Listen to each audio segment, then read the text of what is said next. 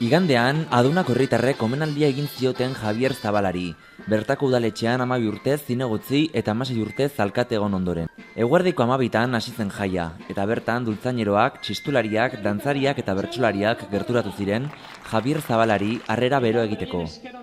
Herritarrak eta kanpotik gerturatutakoak ere bat egin nahi izan zuten omenaldiarekin, eta Adunako plaza igande eguerdian txikia geratu zen.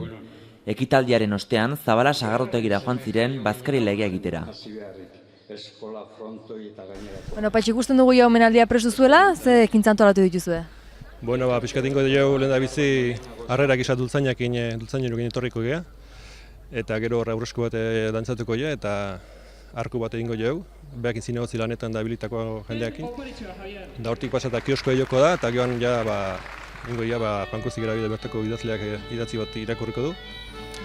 Eta hortikan aurrea, horregarrik ematia, eta bertsolari ekitaldi bat, eta pixka behar izbatzuk esan behar ditu behar eman, eta agurtu eta listo. Hortxe bukatu, ekitaldi xumea, baina nik uste gertukoa, eta, sentitu izango da. Eta nondik etorri da ideia?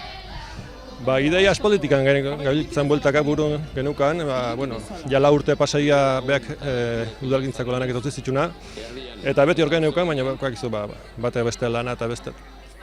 Eta azkenean pentsatuko gero, legegintzaldi bat bukatu eta bestien hasierako tarte honetan ingo dio. Eta holaxe sortak bidea bat.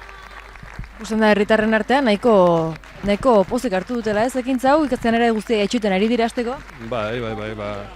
Normala da, ez, behar horremeste urtean herrian ingurun musutrok horremeste lan inda mustu gura uste eta horremeste ordu sartuta geho, normala da, jende gertukoak ondo hartzea eta...